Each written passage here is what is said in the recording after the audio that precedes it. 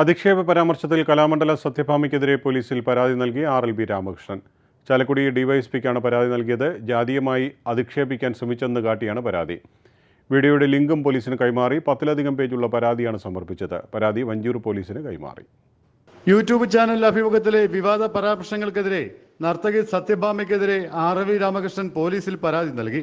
ചാലക്കുടി ഡിവൈഎസ്പിക്കാണ് പരാതി നൽകിയത്. വ്യക്തിപരമായി അപമാനിച്ചെന്നാണ് പരാതിയിൽ രാമകൃഷ്ണൻ പറയുന്നത്. അഭിമുഖം നൽകിയത് വഞ്ചിയൂരിലായതിനാൽ പരാതി കൈമാറുമെന്ന് ചാലക്കുടി പോലീസ് വ്യക്തമാക്കി. മോഹിനിയായിരിക്കണം, എപ്പോഴും മോഹിനിയാട്ടം കളിക്കുന്ന ആൾക്കാർ. ഇയാളെ കണ്ടു കഴിഞ്ഞാൽ കാക്കയുടെ നിറം, എല്ലാം കൊണ്ടും കാൽ അകത്തി വെച്ച് കളിക്കേണ്ട കലാരൂപമാണ് മോഹിനിയാട്ടം. ഒരു പുരുഷൻ കാലും കവച്ചു വെച്ച് മോഹിനിയാട്ടം കളിക്കുന്നത്രയും അരോചകമായിട്ടൊന്നുമില്ല. എൻ്റെ അഭിപ്രായത്തിൽ മോഹിനിയാട്ടമൊക്കെ ആൺപിള്ളേർ കളിക്കണമെങ്കിൽ അതുപോലെ സൗന്ദര്യമുണ്ടാകണം. ആൺപിള്ളേരിലും നല്ല സൗന്ദര്യമുള്ളവരുണ്ട്. ഇവനെ കണ്ടു കഴിഞ്ഞാൽ പെറ്റ തള്ള പോലും സഹിക്കില്ല. സത്യഭാമ അഭിമുഖത്തിൽ പറഞ്ഞത് ഇങ്ങനെയായിരുന്നു. കറുത്ത നിറമുള്ളവരെ മോഹിനിയാട്ടം പഠിപ്പിക്കുമെന്നും എന്നാൽ മത്സരങ്ങളിൽ പങ്കെടുക്കരുതെന്ന് പറയുമെന്നും അവർ വ്യക്തമാക്കിയിരുന്നു. സത്യഭാമ നടത്തിയ പരാമർശത്തിൽ നിയമ നടപടി സ്വീകരിക്കുമെന്ന് RLB രാമകൃഷ്ണൻ വ്യക്തമാക്കിയിരുന്നു. ഇതിനെതിരെ സമൂഹ മാധ്യമങ്ങൾ ഉൾപ്പെടെ വ്യാപക പ്രതിഷേധമാണ് ഉയർന്നത്. രാമകൃഷ്ണന് പിന്തുണയുമായി നിരവധി പേർ രംഗത്തെത്തിയിരുന്നു.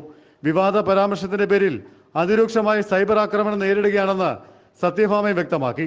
വ്യക്തിപരമായി മാത്രമല്ല, കുടുംബത്തെയും കരന്നാക്രമിക്കുകയാണ്. ആരെയും അധിക്ഷേപിക്കാൻ ഉദ്ദേശിച്ചായിരുന്നില്ല പറഞ്ഞ കാര്യങ്ങൾ വ്യാഖ്യാനിച്ചതിലെ പ്രശ്നമാണെന്നുമാണ് സത്യഭാമ വ്യക്തമാക്കുന്നത്.